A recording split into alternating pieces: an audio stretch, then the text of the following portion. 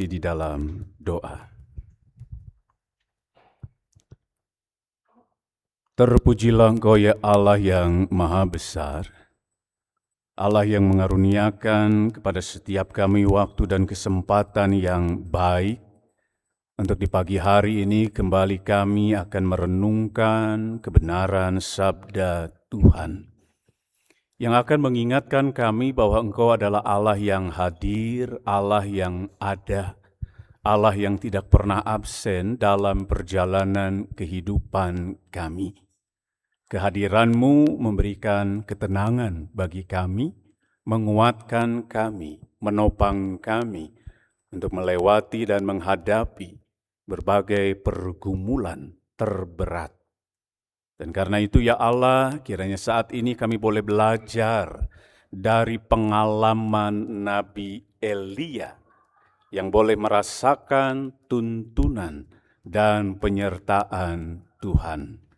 Roh Kudus yang juga menuntun setiap kami, agar pesan kebenaran sabda Tuhan boleh kami dengar, boleh kami mengerti, terlebih boleh menjadi laku hidup kami hari demi hari. Hamba-Mu ini lemah penuh dengan keterbatasan, kiranya juga Roh Kudus yang menolong, agar pesan kebenaran sabda Tuhan dapat tersampaikan seturut dengan kehendak-Mu. Bersabdalah ya Tuhan, karena kami anak-anak-Mu saat ini telah siap dan sedia untuk mendengarkannya.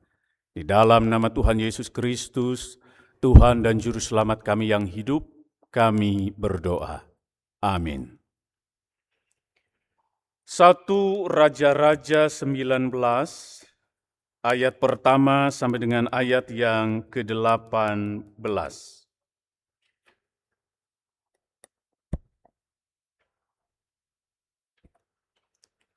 1 Raja-Raja 19 ayat yang pertama sampai dengan ayat yang ke-18.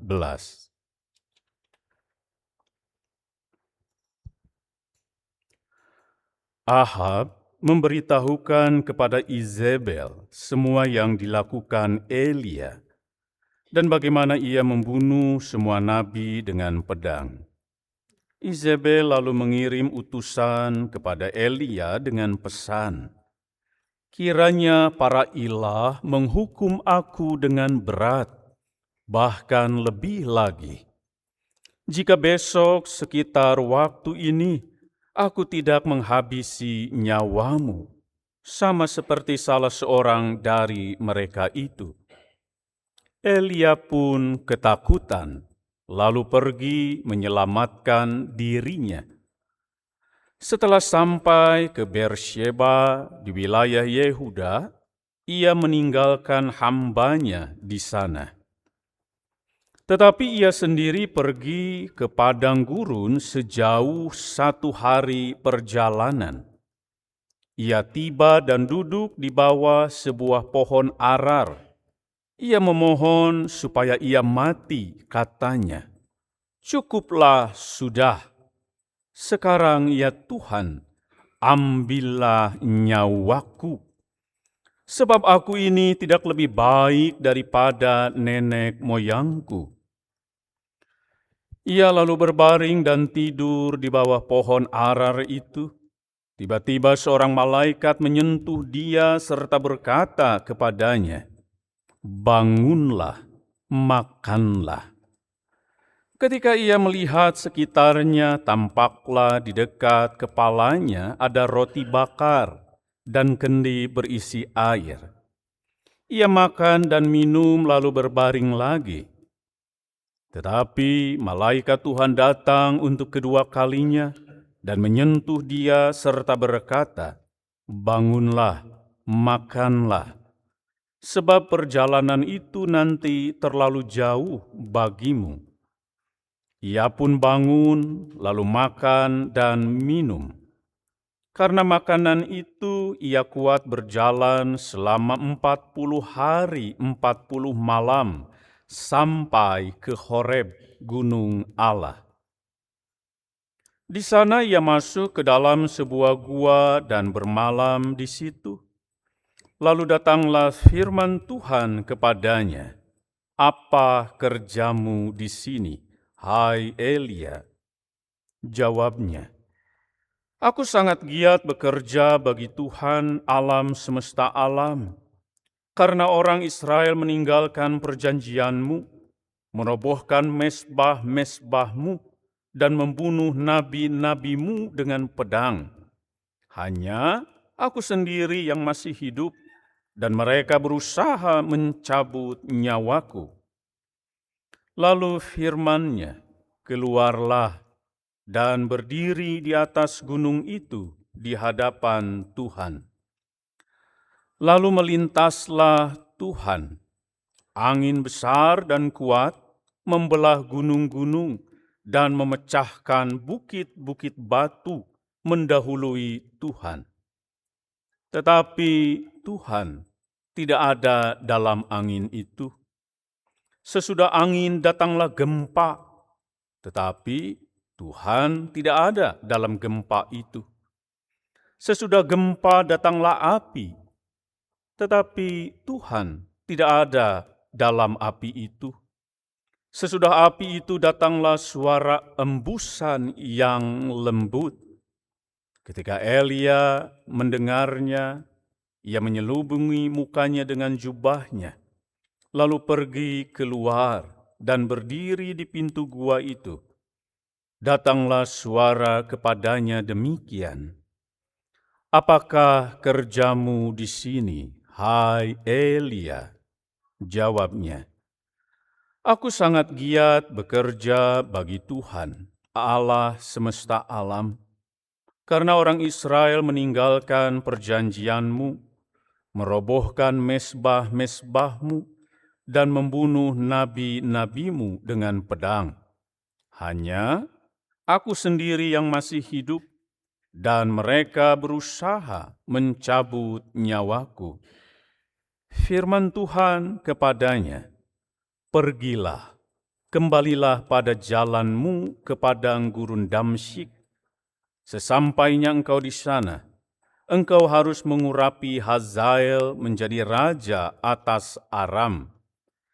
Engkau juga harus mengurapi Yehu, cucu Nimsi, menjadi raja atas Israel, dan Elisa bin Safat dari Abel Mehola menjadi nabi menggantikan engkau.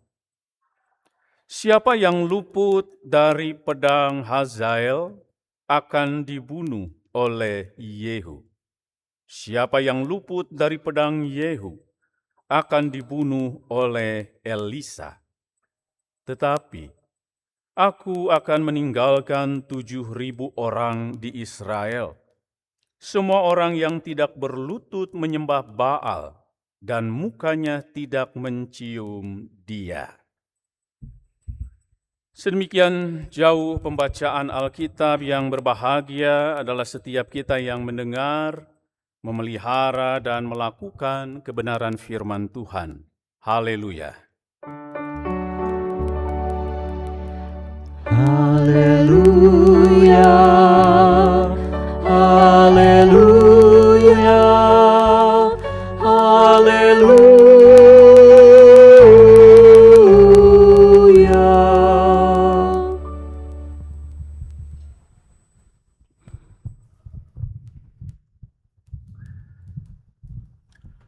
Saudara-saudara, ungkapan ini ulah cangcaya da Gusti aya.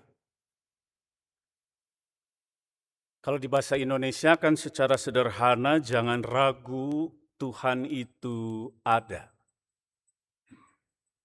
Persoalannya ungkapan ini ketika orang mengalami satu situasi yang berat, satu situasi yang mudah, maka ungkapan penguatan ini rasa-rasanya kurang punya kekuatan.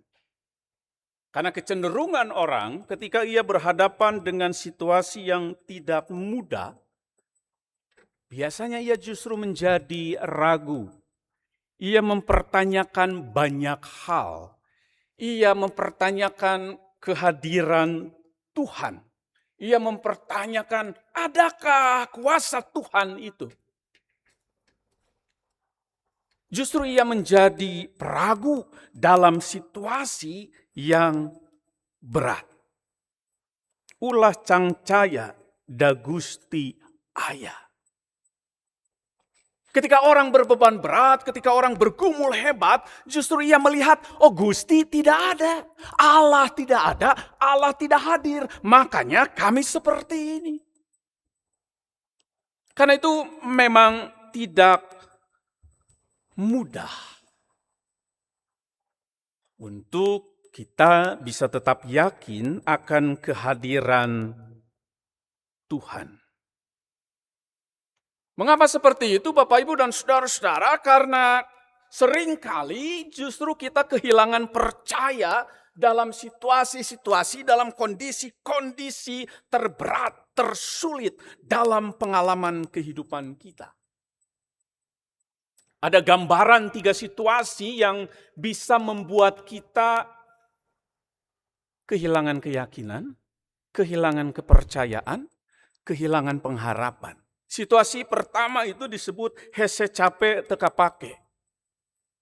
Bapak Ibu ada yang pernah merasa hese capek teka pake? Hese itu susah, sulit, capek itu ya capek. Gitu. Elia pernah mengalami itu. Ketika ia melarikan diri dari Izebel, karena Izebel hendak membunuh dia, lalu ia melarikan diri ke sebuah padang gurun, lalu kemudian ia berteduh di bawah pohon arar, lalu dia terbaring, lalu dia tertidur, lalu malaikat datang, memberikan dia makan dan minum. Lalu ada percakapan di sana. Dan apa yang Elia katakan, wah aku sudah bekerja bagi Tuhan. Elia merasa aku sudah bekerja bagi Tuhan dengan baik, aku melayani, aku menjadi nabinya, aku menyampaikan kebenaran, aku menyampaikan kehendak Tuhan. Aku tidak terjebak berbalik dari Tuhan lalu menyembah sesembahan lain selain Allah. Aku telah mengalahkan nabi-nabi Baal. 450 orang itu telah aku kalahkan. Aku bekerja dengan baik untuk Tuhan. Ketika itu Elia merasa hese capek teka pake. Sudah susah, sudah sulit, sudah capek. Tapi dia merasa, kok pekerjaan saya kayak sia-sia?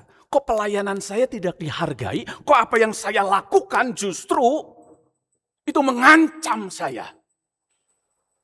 Kenapa Tuhan tidak memberhentikan Izebel? Tapi Izebel justru memberi pesan bahwa saya akan dibunuh. Bapak Ibu, ada di antara kita yang pernah mengalami situasi hese capek teka pake. Sehingga kita kehilangan semangat. Nah, situasi yang kedua yang dirasakan oleh Elia, kalau dalam gambaran filosofi Sunda dengan istilah hese taluk tapi bisa ngeluk. Bapak Ibu, orang tipe ini memang dia punya daya tahan. Dia punya daya tahan, dia punya kekuatan, dia punya daya dorong untuk melewati, menghadapi berbagai pergumulan kehidupannya. Tetapi ketika pergumulan itu terus-menerus, ketika masalah itu tak henti-henti terjadi dan menjadi bagian dari hidupnya, maka cepat atau lambat ia akan ngeluk. Ngeluk itu kalah. Ia akan menyerah. Awalnya ia tahan. Elia sosok yang berani. Dia tidak gentar ketika dalam pembacaan sebelumnya dia harus berhadapan dengan 450 nabi Baal. Oh, dia nggak gentar. Tidak ada rasa takut atau kengerian sedikit pun. Enggak. Elia kuat.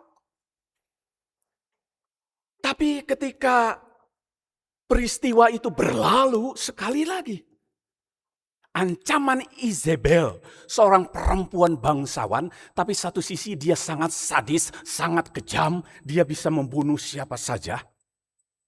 Dan dia punya cukup pasukan. Maka ancaman Izebel itu seolah-olah menggugurkan keberanian daya tahan Elia, sehingga ia harus meralihkan diri. Kondisi kedua yang bisa melemahkan siapa saja, ada ungkapan kawas bulk menang mabuk, siga kapas kaibunan. Ini satu kondisi leles. Nah, sangat lemah, sangat tak berdaya. Ini kondisi di mana segalanya menjadi gelap. Titik terang pun tak terlihat, walau sedikit. Elia mengalami situasi seperti itu. Nah, karena itu dalam 1 Raja-Raja 19 ayat 1 sampai 18 sekali lagi Elia mengalami satu kondisi terberat pergumulan hidupnya. Lengit semangat, kehilangan gairah, kehilangan daya juang, daya dorong. Dia kehilangan itu semua. Hilang daya, beak percaya, habis keyakinannya, kepercayaannya. Sieun nu hese dipicen itu takut yang sulit untuk dihindari. Ketakutan itu terus mengejar dia. Ketakutan itu terus menjadi sesuatu yang ia pikirkan. Sehingga apa yang ia katakan dalam perjumpaannya dengan malaikat Tuhan? Cukup. Aku mau mati saja. Aku mau mati saja. Ini depresi, ini stres yang luar biasa. Aku mau mati saja, Tuhan. Sosok yang tadinya begitu berani, tapi kemudian kehilangan daya, kehilangan percaya. Saudara-saudara, mengapa itu bisa terjadi? Kita mengenal ada istilah burnout. Elia sedang mengalami itu. Kelelahan jiwa, kelelahan mental, kelelahan psikologis. Elia mengalami itu. Dalam ungkapan Sunda itu burnout itu, epes mental, rungsing bayah, nunggelis, capek hati. Situasi yang sangat lelah, bukan hanya fisik. Bukan hanya fisik. Karena kalau hanya fisik, ketika Elia berjumpa dengan malaikat, lalu kan malaikat membangunkan dia, lalu sudah ada apa? Roti bakar dan air di dalam kendi. Saya tidak tahu itu roti bakarnya rasa coklat apa keju gitu ya. Alkitab tidak menjelaskan itu. Dan belum juga ada rasa matcha ya, kalau zaman modern kan ada rasa matcha gitu ya. Kayaknya roti biasa mungkin ya, roti ya orisinil lah zaman itu. Kalau hanya kelelahan fisik, dengan makan, dengan minum, selesai. Memang kan setelah itu kemudian Elia pergi, karena makan dan minum itu, maka Elia melanjutkan perjalanannya selama 40 hari, 40 malam ke Gunung Horeb, Gunung Allah. Jadi kalau hanya fisik persoalannya, kelelahan fisik, selesai. Tapi bukan itu. Elia bukan hanya mengalami kelelahan fisik, tapi kelelahan batin, jiwa. Kena mental dia oleh ancaman Isabel. Karena itu dia juga kan merasa sendiri. Dia merasa sendiri. Walaupun selama ini justru dia merasa, Tuhan beserta aku. Sehingga dia percaya betul melalui doanya hujan itu akan turun. Dan hujan turun dalam pembacaan sebelumnya. Gitu. Dan hujan turun. Gitu. Bagi umat Tuhan. Elia percaya betul akan kuasa Tuhan. Tapi dalam konteks ini, Elia merasa sendiri. Sehingga tadi, seperti ungkapan Sunda, sieun nu hese dipicen. Namun tentu Bapak Ibu dan saudara-saudara, Tuhan itu tidak diam. Ia hadir, ia bertindak, bahkan ia mendekat. Dan selama ini juga sebenarnya Tuhan dekat. Tapi kalau orang sedang bergumul hebat, maka ia melihat seolah-olah Tuhan itu jauh. Dalam pelariannya, Tuhan memberikan waktu untuk Elia tadi berbaring tidur, lalu makan dan minum. Itu dalam catatan ayat 4 sampai 8. Lalu dalam catatan ayat 9 sampai 12, itu menggambarkan perjumpaan Allah dan Elia yang kedua dalam pelariannya. Tapi yang menarik Bapak Ibu dan saudara-saudara, ternyata Allah tidak selalu berada dalam peristiwa luar biasa atau spektakuler. Ketika itu ada angin, tidak ada Allah, tidak ada Tuhan. Ketika ada gempa, Elia melihat, oh tidak ada Tuhan. Ketika ada api, Elia juga melihat, oh tidak ada Tuhan. Tidak ada Tuhan di sana. Kalau kita membaca ayat 12 sampai 13, sesudah gempa datanglah api, tetapi Tuhan tidak ada dalam api itu. Sesudah api itu datanglah suara embusan yang lembut. Dan justru Tuhan ada di situ. Tuhan ada di situ. Bukan dalam sebuah peristiwa yang besar, yang spektakuler. 3 permenungan Bapak Ibu dan saudara-saudara hari ini. Yang pertama, Dina sieun Gusti moal micen. Sieun itu takut sekali lagi. Jadi di Indonesia kan ini berarti dalam takut Tuhan tidak akan pernah membuang kita. Dalam takut. Karena itu ulah eureun ku sieun, jangan berhenti karena takut. Jangan berhenti karena takut. Elia itu kan mau berhenti karena takut awalnya. Sehingga ia melarikan diri dengan ancaman, karena ancaman Izebel.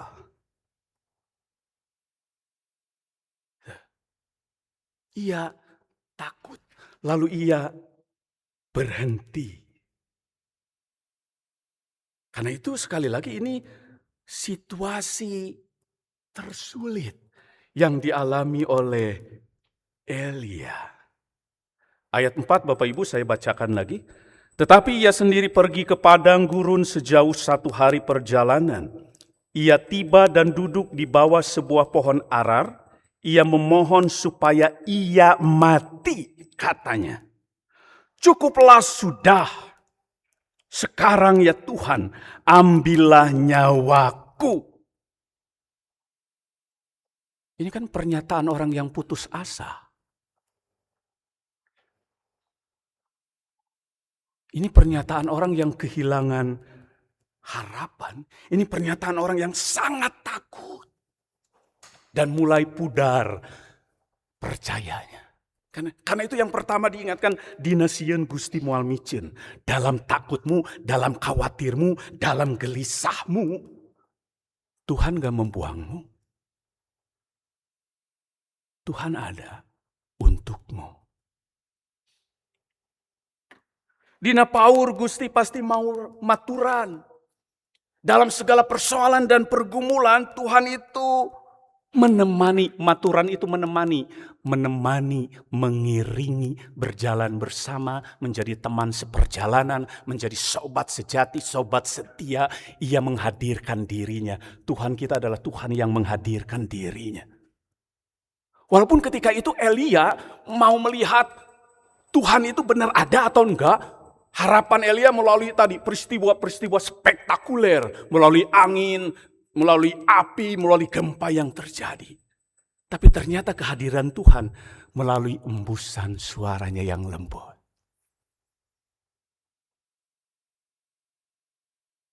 Dan Tuhan hadir di situ.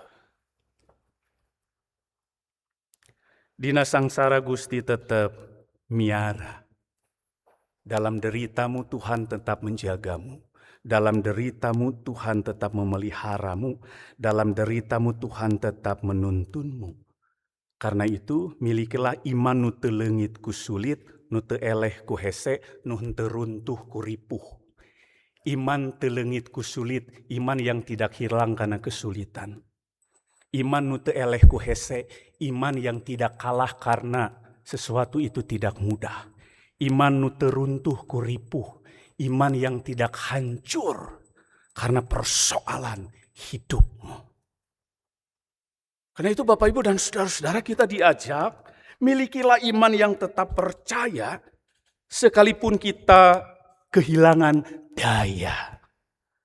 Seperti lagu ini Bapak Ibu, walau gunung tak berpindah. Kita akan coba menghayati lagu ini dan kita akan menyanyikan bersama-sama.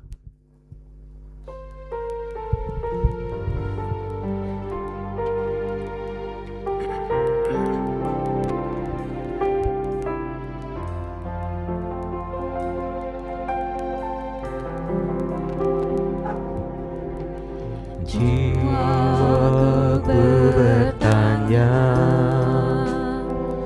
apakah masih ada harapan melewati tangisan,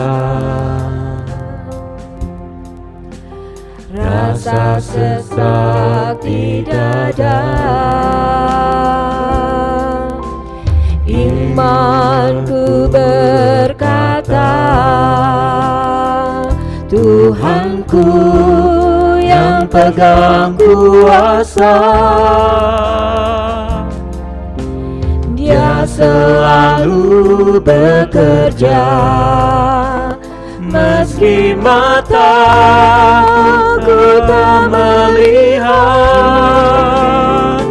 Walaupun gunung itu tak berpindah, tetap percaya Kau yang punya kuasa. Sekalipun ku dalam lembah kelam, tak mengapa asal Kau di sampingku. Walaupun masalahku masih ada, tetap percaya rencanamu terindah. Pribadimu takkan pernah berubah. Iman yang aku pegang padamu Tuhan yang setia.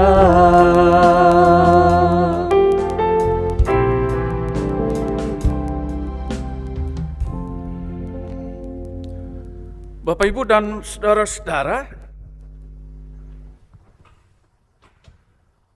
bukankah kita seringkali, aku mau melihat gunung itu pindah, Tuhan. Kalau gunung itu pindah, aku percaya, aku mau melihat bukti Engkau berkuasa. Aku mau melihat jawaban doaku hari ini. Aku mau melihat jalan keluarnya hari ini. Aku perlu bukti, aku perlu melihat.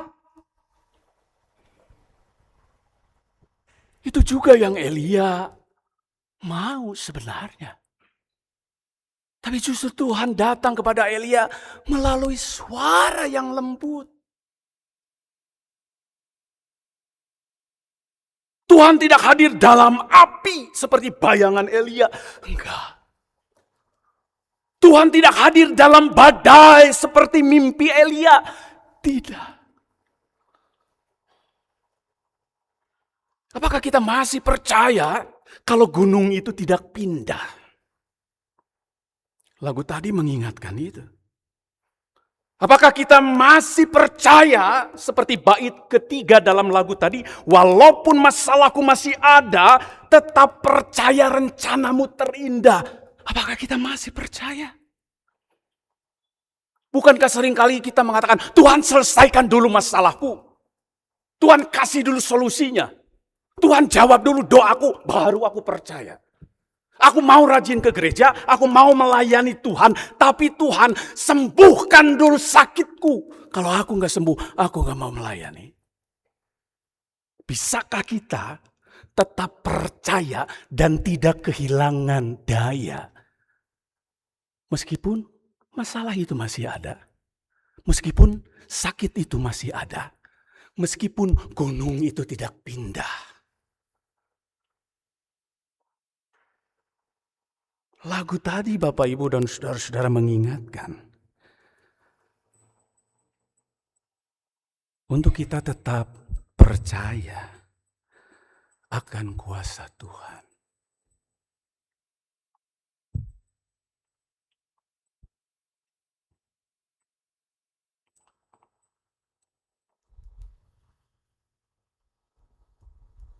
Nah, untuk itu Bapak Ibu dan saudara-saudara, setiap kita terus diingatkan. Tema kita sekali lagi Bapak Ibu dan saudara-saudara mengingatkan kita, Tuhan mengiringi kita. Tuhan menyertai kita. Namun saudara-saudara, penyertaan Tuhan sekali lagi tidak berarti membuat hidup kita menjadi gampang. Oh no! Penyertaan Tuhan tidak membuat hidup kita menjadi hampang. Hampang itu ringan, hampang itu mudah. Enggak. Tapi penyertaan Tuhan menegaskan bahwa Ia pasti menopang. Dan hidup kita pasti ditopang. Bukan diberi keringanan, tapi diberi kekuatan. Penyertaan Tuhan, iringan Tuhan tidak selalu kaciri. Kaciri itu terlihat Bapak Ibu. Penyertaan Tuhan tidak selalu kaciri, tidak selalu terlihat, tidak selalu kita butuh bukti-bukti. No. Penyertaan Tuhan itu karasa. Henteu kaciri, tapi karasa. Terasa dalam hidup kita. Tidak selalu katara. Katara itu nampak jelas, clear, tidak buram. Tapi karampa, tersentuh. Kita merasakan dekapan Tuhan, iringan Tuhan dalam langkah hidup kita.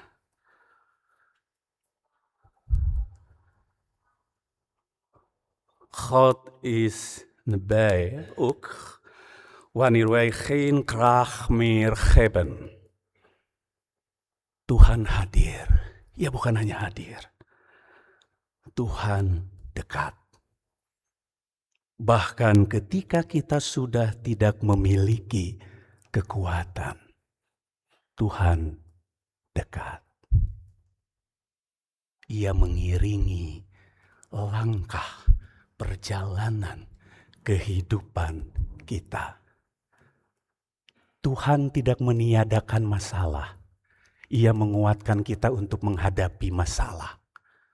Karena itu yang terpenting bukan persoalannya masalahnya berat atau tidak. Bukan persoalan masalahnya apa. Tapi dalam hidup kita, kita berjalan bersama siapa? Apakah kita berjalan selalu bersama Tuhan? Sehingga kita merasakan tuntunan Tuhan. Tuhan itu menuntun kita. Kalau kita tidak kuat dituntun, Tuhan itu memeluk kita, menggandeng kita. Kalau kita tidak punya daya untuk bisa berjalan walaupun Tuhan mendekap kita, memeluk kita, Tuhan menggendong kita. Tuhan menggendong kita. Karena itu yakini Bapak Ibu dan saudara-saudara, Tuhan selalu ada untuk saya dan saudara. Meskipun masalah itu tetap ada. Karena yang Tuhan berikan adalah kekuatan, topangan hari demi hari. Gusti Yesus ngaberkahan. Amin.